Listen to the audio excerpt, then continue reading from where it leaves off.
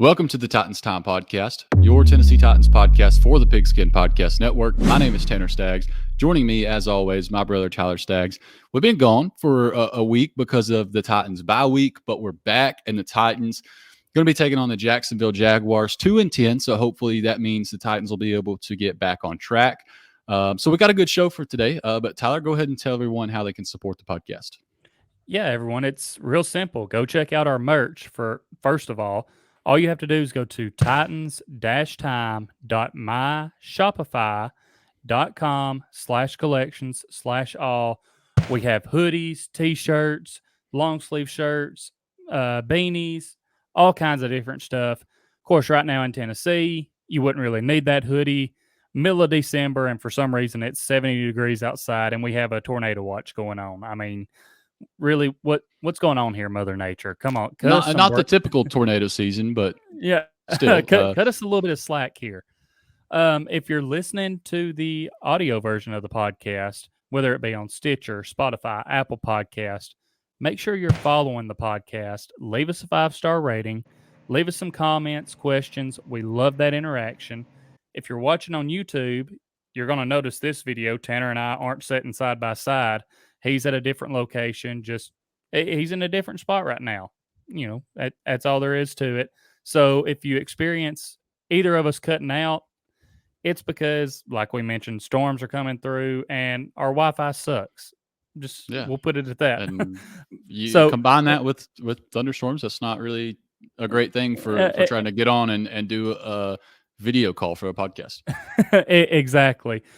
But if you're watching on YouTube, scroll down. If that subscribe button's red, click it. Turn it gray. Turn on the post notifications so you never miss when we upload a video. We may possibly be going live after the Jaguars game this Sunday. I will say that will depend on the weather, because if the weather's not cooperating, we're not going to make you suffer through us cutting in and out. Yeah. But if you like this video, leave us a like on the video. We really appreciate that. It helps us out a lot. Share the video with your family, friends, other football fans, and go down, leave us a comment, and let us know how you think this game is going to go. Also, make sure you're following us on social media. On Twitter, it's Titans_time. On Facebook, Titans Time. And on Instagram, Titans Time Podcast. So let's get right into this. I'm going to jump straight into the injury report. First, I'm going to go through the guys that have already been ruled out. And although there are already 5 guys as of today that have been ruled out, this is still an improvement. So Tommy Hudson, Jackrabbit Jenkins, and David Long have all been ruled out. You also have Tierre Tart, who has been ruled out, and another guy who is listed as out on the injury report is Zach Cunningham, which obviously is a new addition, and we will get into that probably very soon. And I'm just going to say, Zach Cunningham, he's not playing this week. So do not ask Vrabel any questions about him. He'll talk about Zach Cunningham next week. I don't know if you've seen that press conference today, Tanner. I didn't, but I can get the gist of what you're getting at there.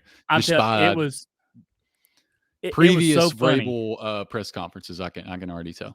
I want to touch on this right quick before we dive into it, because the reporters are throwing a fit about it, especially Paul Kaharski. Vrabel stormed out like a child, this and that. He comes in. His part of the press conference didn't even last 2 minutes. That's how fast this was over. He comes in. The first question they ask him is about Zach Cunningham. And he tells them he's not playing. He's not active for this game. We'll talk about him next week. So the immediate follow-up question is another one about him. Vrabel repeats himself. He's not active for this weekend. We'll talk about him next week. So then a couple more questions get asked about guys who might possibly play this week as far as coming off injury reserve, talking about everything they're doing to get better. Like I said, a couple questions go along, and then all of a sudden, Someone else wants to ask, I believe it was John Glennon, wants to ask Vrabel again about Zach Cunningham. Vrabel just turns and walks away and says, "This is effing ridiculous." And, like I said, Paul Kaharski sends out a tweet about Vrabel storming off like a child. And I know a lot of Titans Twitter is defending Vrabel. And I want to put it out there. I'm defending him too. Like, play stupid games, you win stupid prizes. Exactly. The guy told y'all twice he's not playing this weekend. So that him coming to the team does not matter right now. He's not playing. We'll talk about him next week after he's actually in the facility. So, like, what do you expect? Like, y'all know how Vrabel is with the media. He already doesn't like talking to him. So if you keep pushing his buttons and piss him off, you've lost your time with him. Yeah. As far as the rest of the injury report, the only guys that did not practice are the guys that have already been ruled out. So, and do you have the Jaguars side of that? I do. Just to finish up the Titans, there was a limited participant, and that was Harold Landry. For the Jaguars, they have only one guy that did not practice, also already ruled out, and that is Brandon Linder, I think is how you pronounce his last name. I'm going to go with that anyways. On the offensive line. So, I mean, it's not like they're great anyways. They really need all that they can get. Do they have a lot? I haven't really looked at their side. Do they have a lot of questionables? Everybody else is a full participant, so they seem to be pretty healthy. But I say, I know James Robinson was banged up. I know Josh Allen for them was banged up. A couple of their key guys there. I believe Miles Jack was even banged up. So I wasn't sure if they were questionable or if they had already decided that they're playing or what. Yeah, and all those guys were full participants earlier today, so I'm going to assume that means they're ready to go. Barring any setback. Yeah, barring any setbacks. I mean, and we see how that goes. I mean, Dalvin Cook, dislocated shoulder. It doesn't matter, he just puts on a brace and puts up like what over 150 yards, right?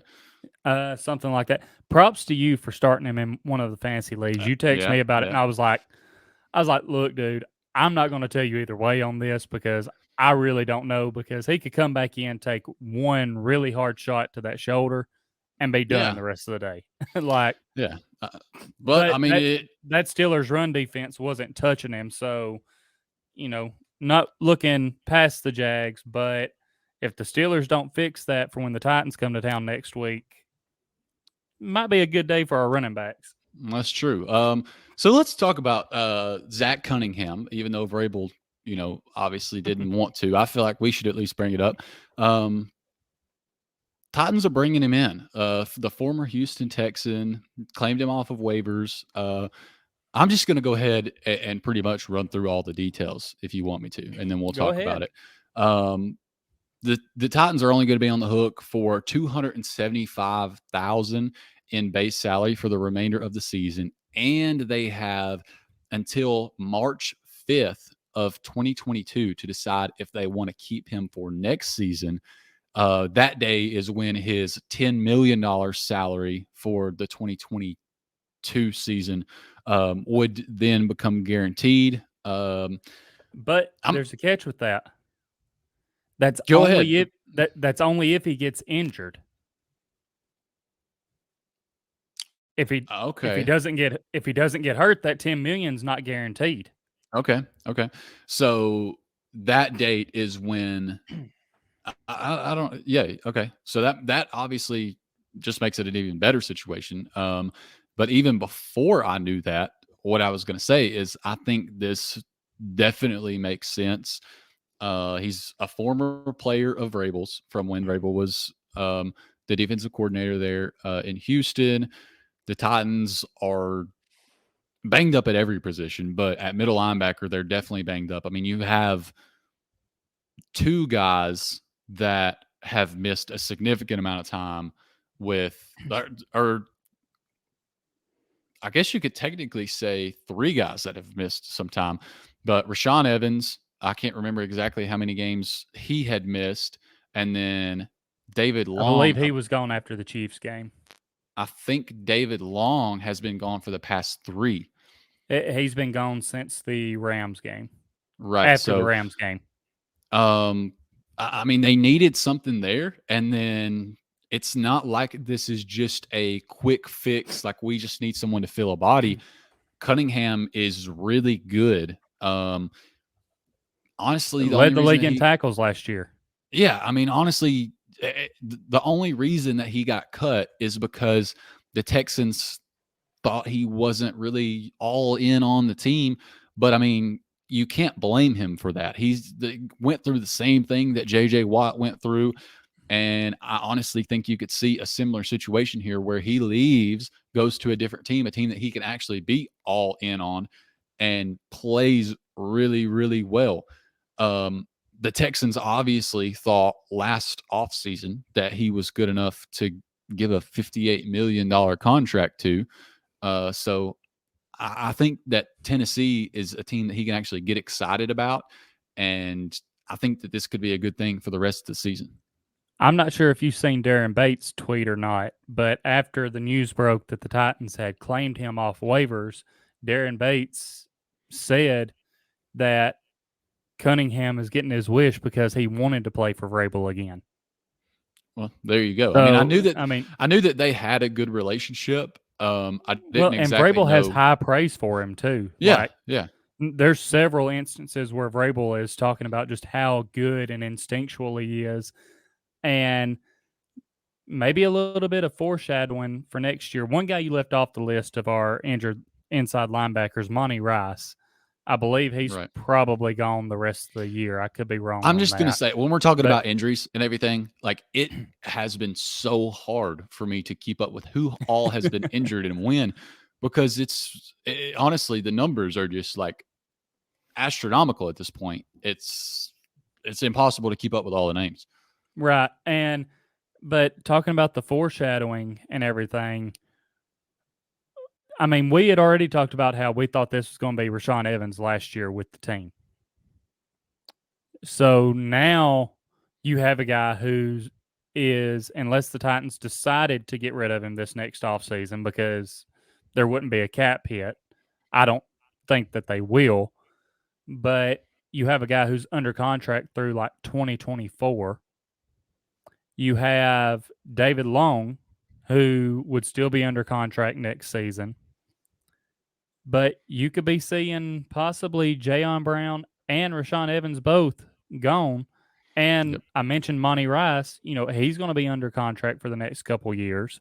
He'll be coming back from injury. So, you have to kind of wonder, is this some foreshadowing of the Titans? Maybe Vrabel's got his guy. Yeah, I mean, obviously, the main takeaway from this right now is that this fixes a major, major hole that the Titans have right at this particular moment. This gives even more depth. This kills 2 birds with 1 stone, because I don't think you necessarily want Rashaan Evans and Jayon Brown. You definitely don't want them both. I don't. I mean, okay, so you definitely don't want them both. You might not even want either one of them.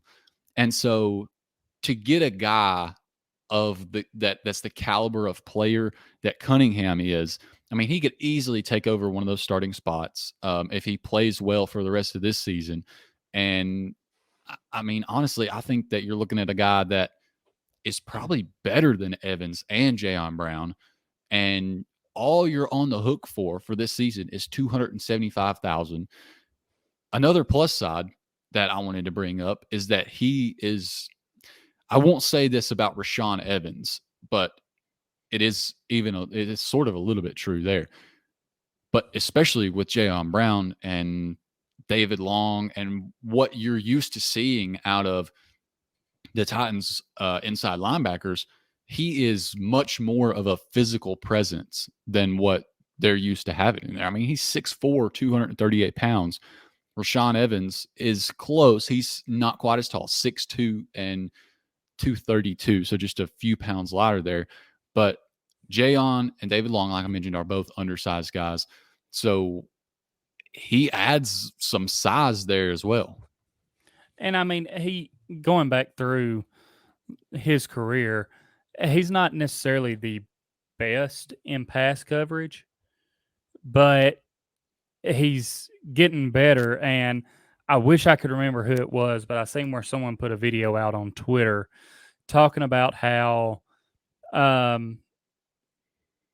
yes, Cunningham may bite on the play action more, he can still affect the play so much. And they showed that in the game against the Titans from a couple weeks ago. He bid on the play action. Tannehill had A.J. Brown coming across the middle open, and Cunningham was able to jump up and tip the pass at the line of scrimmage, and it caused the ball to go above A.J.'s hands. So just that instinctual player, those instincts to still be able to impact the play even when, okay, I probably got beat here. Like I messed up, but I still made a play on the ball. Like, Yeah, I mean, having a guy like that can do those types of things can sometimes that can be a little bit overlooked because you just look at like the overall, you just look at the numbers and you're just like, okay, what have they done overall? But when you look at a guy that can do something like that, has the ability to bite on that play action. If it happens to be a run play, he's in a great position. But if it does happen to be a play action, he's has the instincts, the size, the athleticism that he can still have a shot to make a play on the ball, which is not something that a lot of other guys can do. right. And, I mentioned this earlier, just as of right now, the depth that this will add to our inside linebackers, especially if David Long gets healthy. That's the main thing I'm concerned about is, did the Titans bring Cunningham in because David Long's injury is worse than they thought?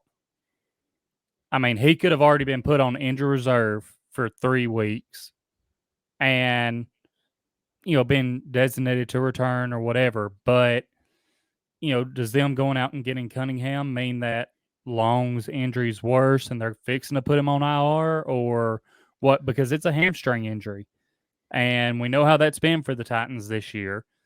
But looking ahead to the playoffs, if all of them are healthy, you have 4, when they're playing their best ball, you have 4 really good inside linebackers. Yeah, I mean, I would like to see the combination of David Long and Cunningham in there in the playoffs.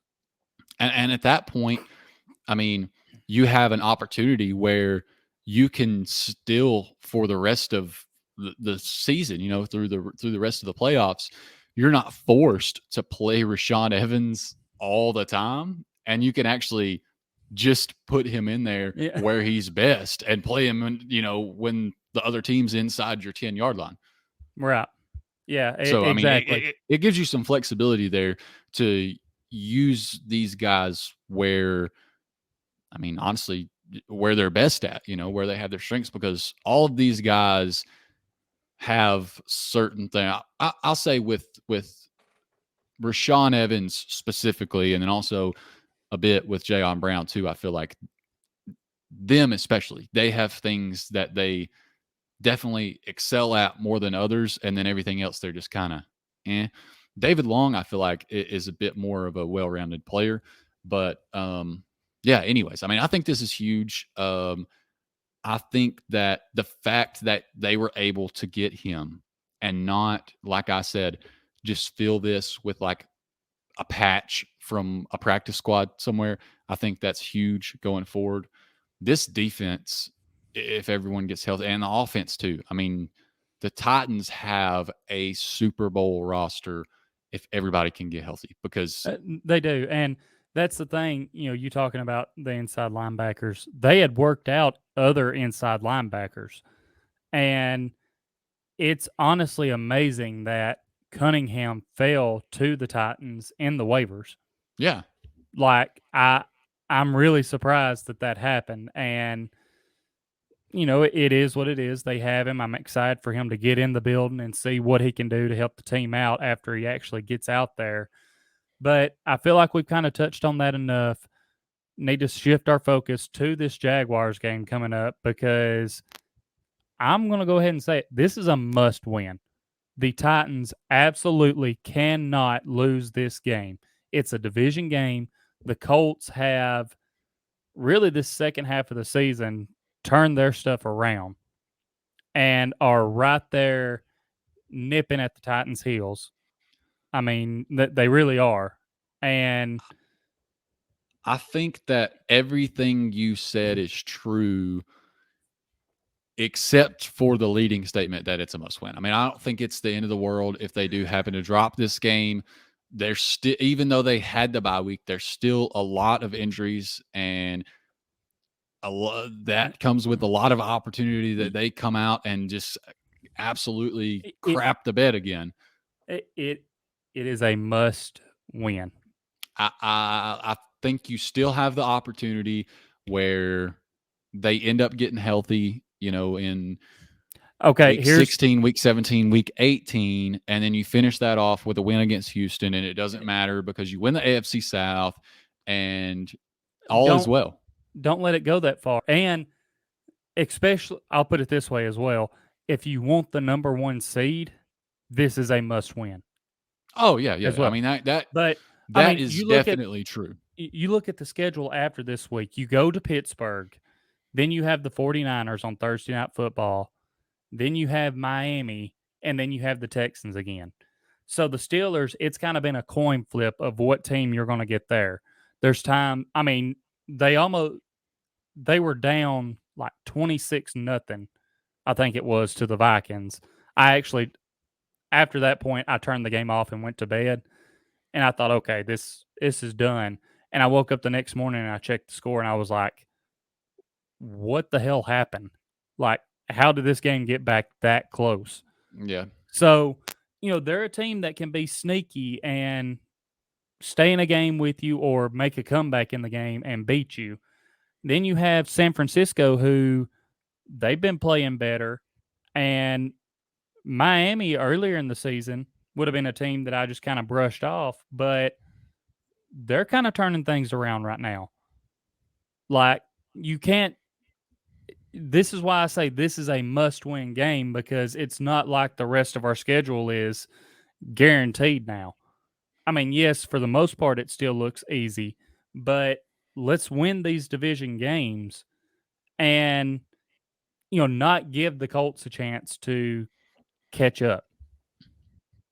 And another thing is that the Colts also have some pretty tough games as well. I mean, the Colts still have to play the Patriots, and I don't know exactly. We said that about when they played the Bills too, and look what they did to them. That is true. I feel like the Patriots are different, but how I need you to fill me in on this because I'm not 100% sure. If the Colts drop a game, what does that do as far as the playoff situation? If they drop a game, are they still able to come and win the AFC South? The magic number right now for the Titans is 3. That means any combination of Titans wins or Colts losses knocks that number down. Okay, so the Titans win against, did you say the Jaguars? And then the Colts lose to the Patriots. To the Patriots. There's 2, right? That is my understanding. And then they would basically just need another Colts loss, or they would need a win. Because if they win and the Colts win, that doesn't necessarily really do anything, right? Exactly. So I don't know. It's I don't think there's a scenario where the Titans let the Colts come back and win the division. I mean, there obviously is a scenario, but I don't think it's very likely that happens. Well, and again, the The reason I say this is a must-win game because this is a team that they should beat. And we know how that And goes. exactly, which is why you have to right the ship now and not let this 2-10 team beat you. Like, take care of business, win the games that you're supposed to win, and don't leave it up to chance that the Colts have to lose. Don't leave it up to chance that we have to go to Houston the last week of the season and win the division then. Like, you also can look at the playoff seeding as well and see what's going to look better as far as matchup wise when it comes to that. Because right now, the Titans have the tiebreaker. Like, the reason the Titans are staying above the Ravens when they have the same record is because of the conference wins, the AFC conference wins. The Titans have more. You look at the remainder of their schedule, and out of these next 5 games, they only have one game that is not a AFC opponent. So if you keep winning those, then you keep the tiebreaker over the Ravens. Right. Yeah. So I mean, you make a good point there. I'm just saying that like, while it definitely is a very, very important game, it's not like, you know, the sky's falling if they do happen to lose this game. I still think, not that I do think that they will lose, but say that were to happen, I still think they're in a good position going forward for once they get completely healthy. And I know that's something we've been saying all season, and it's almost like that time where they get completely healthy just keeps getting pushed back and back and back, and there's no telling if it's ever going to get here. But I would just once like to see an injury report that looks like the Jaguars that we see here, where 1, 2 guys out, and then everybody else is good to go. now I want to ask you, Julio, designated to return from IR. Do you think he plays this weekend? I think he has to play if you don't want this to be a close game. Do you think that Golden Tate gets called up this week? I would like to see it. I really don't know. But I'm rooting for it 100%. I think he's had plenty of time now. As we mentioned before, I know the reason why he didn't get called up for the last game. It was a shorter week, as far as practice wise goes. You're bringing a guy in, asking him to learn the playbook in just a couple of days, be in football shape. It's not going to happen. But you have that week, then you have the bye week where he has a whole week, and then you have this week where he has a whole week before the next game. I mean, like as far as a time standpoint, I don't think there's like he should be ready to go out there and play at this point. Whether or not I don't know why they wouldn't, because he's a veteran and I feel like he still has some talent. Whether or not they think he improves their chances of winning, I don't know, but I certainly think from the outside that he does. So I do too, and I think Julio plays this game. I don't think he plays every snap. No, I think that he'll be somewhat limited, especially if you see a quick lead from the Titans, he could be I mean, they could start to, what's the word I'm looking for, filter him out as the game goes on. But I do think he has to be out there, and I think if they can get Golden Tate out there, that helps all across the board. Then you get NWI as our third guy and get him on, one of the lower depth chart corners or a safety of the Jaguars, and that's where he can make his impact. But you need Julio out there. I think he has to be out there. Like I said, I think this is a must-win game, and I think since, in my thoughts of that being the case, Julio has to be out there to help you win this game. Is there anything that you're worried about from this Jaguars team that you think that you either think could expose like a weakness from the Titans, or that you just feel like the Titans need to really have an emphasis on to stop, to not let the Jaguars hang around and have a chance to win? Um, just not miss their tackles. I mean, like really, Yeah, like you think about it, the first time these two teams played, Robinson had a long touchdown run. Or no, he got chased down on that. Sorry, but he broke a long run. right. Um, and it was just bad tackling there. Well, just take the Patriots So game for example. I mean, yeah, I mean, the touchdown in that game. I mean, I'm sure without even knowing the specifics, I'm sure everybody knows what I'm talking about. Where they whiffed on like however many tackles. It seems like the whole defense whiffed on a tackle. well, and if you let a team, we always say any given Sunday, any team can beat any team. I mean, we've seen it happen. The And Detroit Lions got their first win. if you let a team hang around, if you let a bad team hang around till the end of the game or for the majority of the game, that gives them hope. And if they have that hope, they turn it into momentum and find a way to make it work and get the win. It's And I don't honestly want that to happen. it's honestly kind of shocking that the a team coached by Mike Vrabel, who is, he's a Belichick guy. He comes from that, he's kind of, I mean, he gets a lot of comparisons to Belichick. And then a defensive minded guy. He always talks about the fundamentals, doing things right. Why can his team not tackle? That should be one of the last teams in the NFL that you would look at their head coach and the way that he wants things done and say, I bet they can't tackle.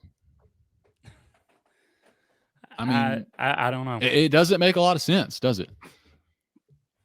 Just not playing fundamental football, taking bad angles. And, that's something that they have to get right. For the most part this season, I feel like they've been good with their tackling. But you have that first Jaguars game, the tackling was not the best. You have the Patriots game. Towards the end of the game is when it got bad. I mean, for most of that game, their tackling was pretty good. I thought it was poor And in the Texans game too. yeah, I mean, it just, again, I don't know if there's really one thing with this Jaguars team that I worry about. Trevor Lawrence, I thought he was a little overhyped coming into the NFL. And I still think that while he has, I feel like, gotten, better or more used to the speed of the game at this level, I still don't think that he is just extremely good.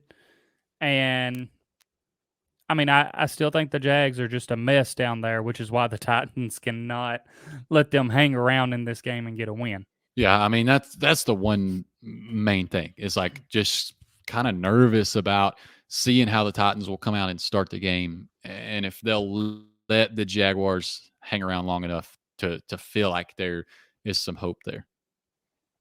Right.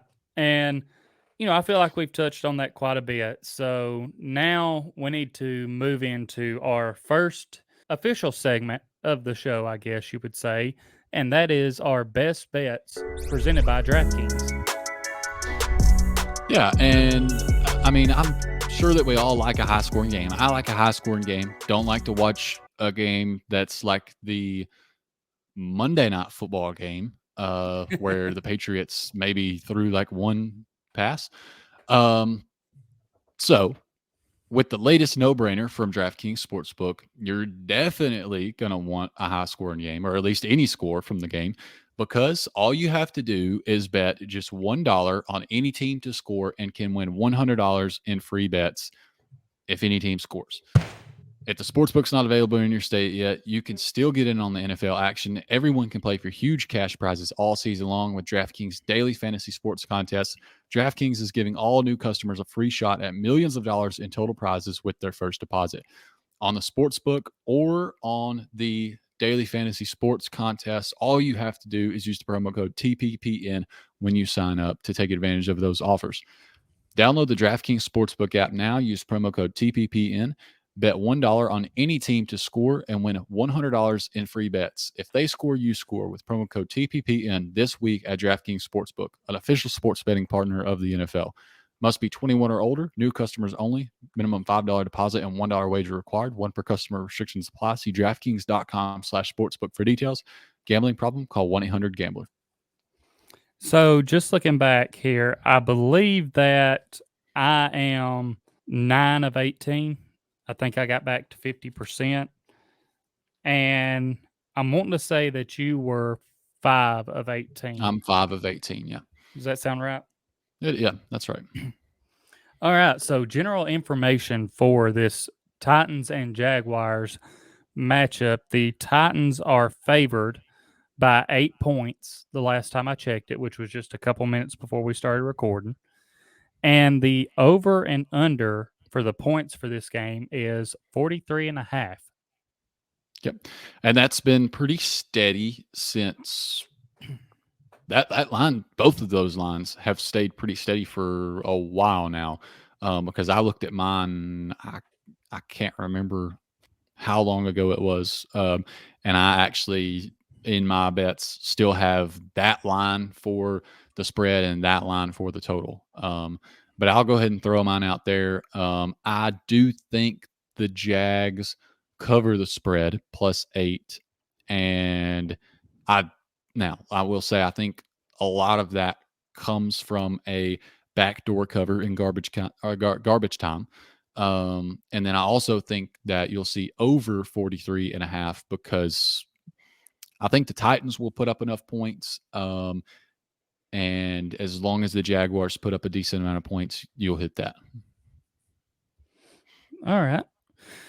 I can respect that because when I was looking at that Titans favored by 8, kind of my thought was usually in games where the Titans should easily win, they let a team hang around and keep it close. So I didn't write down the Jags covering the spread, but I was thinking that might be one that would kind of be borderline. Just because when you start getting to that, more than a touchdown that they have to cover, that's when I start looking more at a team possibly covering that's not favored to win the game. Right. So I'm going to go with, for my first one here, the Titans to have the first score of the game. Okay. I like that. And yeah, I mean, I think that they'll come out and look to put points on the board quick. So, and the odds on that are -165. And then the second one that I'm going to go with, Foreman, anytime touchdown score at +150. Instead of Hilliard. Instead of Hilliard, because I think McNichols is going to be back this week. So I think that's going to cut into some of Hilliard's snaps.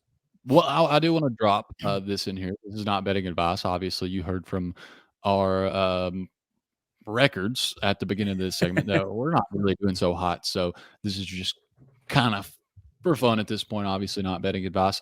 But that's been Best Bets presented to you by DraftKings. Now it's time to move into our next segment, which is the Stat Chat. And I did promise that I would deliver a Stat Chat for this week since I had the bye week to get everything prepared. And I have two, actually, that I want to go through. The first one is just sort of something, it really honestly doesn't even mean anything at all.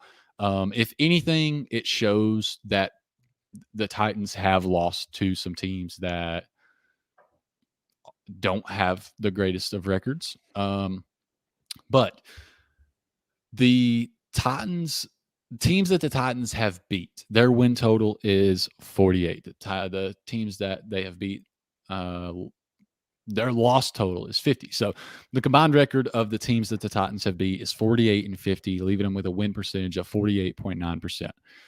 The combined record of the teams the Titans have lost to is 24 of 20, 24 and 25, leaving them with a win percentage of also 48.9. And I actually looked at this because I thought that those numbers were going to be different. I thought that the win percentage for teams that they lost to was going to be much lower, but the Patriots and the Cardinals really brought that number back up. But I thought it was interesting that the win percentage is exactly the same between teams they beat and teams that they've lost to. But if you think about it, you take away, if I would have done this before that Patriots game, this would look a lot different. I mean, that win percentage for teams that they have lost to would be a lot lower. Yeah, it would, and that's kind of surprising. I actually thought that the teams that they have beat, which I guess that's kind of drugged down by the Seahawks now. Right. But I figured their win the win percentage of the teams that they have beat would be higher than what it was. But yeah, and I mean, it sort of evens out, obviously, because they've beat the Jaguars, they've beat, like you said, the Seahawks. So it starts to even itself out.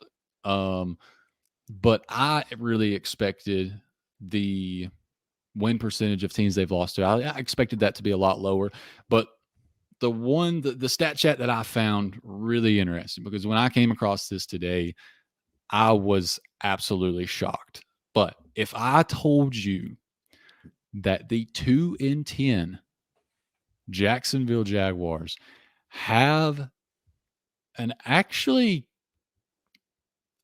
I don't know if I want to say reasonable, but it is not quite as hard as you would think of a route to the playoffs. I could. It's funny because the Texans are the only team that have officially been eliminated from making the playoffs.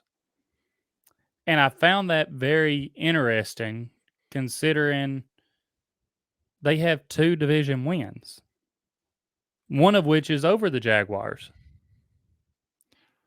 And maybe it's just because some of this stuff is over my head on how they come up with the tiebreakers and how teams are able to make it. But I found it interesting that another 2-10 team in the Jaguars was not yet eliminated from playoff contention. Yeah. So there was an article posted on USA Today written by Christian DeAndrea. I messed that name up. I went through this before we started recording and then made sure I knew how to pronounce the name. And then as we've talked, I forgot how to say it. And then I don't have time to look at it right now and figure out how to pronounce it again. But yeah, anyways, he wrote that article, explaining how the Jaguars can still make the playoffs. The Jaguars are obviously going to have to win out for this to be possible. And their toughest games to do that is going to be the Titans, and then also New England and Indianapolis. And then in week 14, they need the following to happen: the Vikings to beat the Steelers, the Ravens to beat the Browns, the Lions to beat the Broncos, the Giants to beat the Chargers, and the Buccaneers to beat the Bills. 1 down, 4 more to go.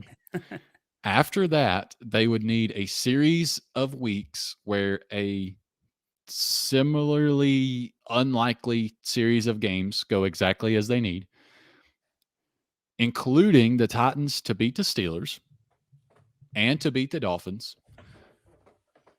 And then that would leave the playoff picture to look like this. Now, granted, there's a bunch of games throughout those weeks. Like I mentioned, they need a series of weeks where, just like the 5 games that they needed from this week, they would need a series of weeks where things look exactly like that for them, and they need certain teams to win. But if all of that happened, and I just threw the Titans games in there because I thought it was relevant. The playoff picture would look like this: the 7-5 Bills finish 7-10. The 2-10 Jags finish 7-10. The 7 And and they 6 have the Colts. tiebreaker over the Bills. The 7-6 Colts finish 7-10. The 7-5 Chargers finish 7-10. The 6-6 Broncos finish 7-10. The 6-6 Browns finish 7-10. And then you have the 6-5-1 Steelers, who finish 6-10-1. The 6-7 Dolphins finish 6-11, or they could finish 7-10. Doesn't matter. The Jaguars would win the 6-way or 7-way if the Dolphins went 7-10, tie, and make the playoffs. So what you're saying is, after this week, the Jaguars are fixing to be eliminated from playoff contention. They very well could be. But as it stands right now, the Jaguars have a route into the playoffs.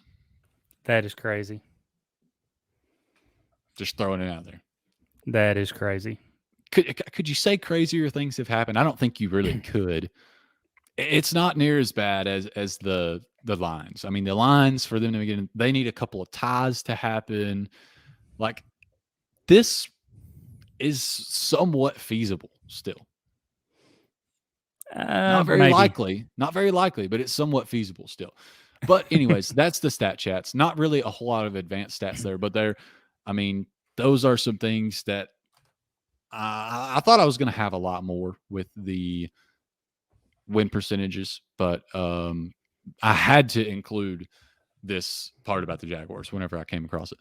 Well, look, we're just glad that you actually had a stat chat for us this week, and you double dipped and had two for us. So we really appreciate that. And now it is time to get into our quick hitters, and we start that off with our TTP fan takes. And we have some new interaction on this week from the Facebook group Tighten Up. Posted in there, hey, we're recording this tonight, which is Friday night, December 10th, and leave us some score predictions, bold predictions. And I'm really sorry if I messed this last name up, but it's Aaron Brzezinski. Score prediction 27-16, Titans winning.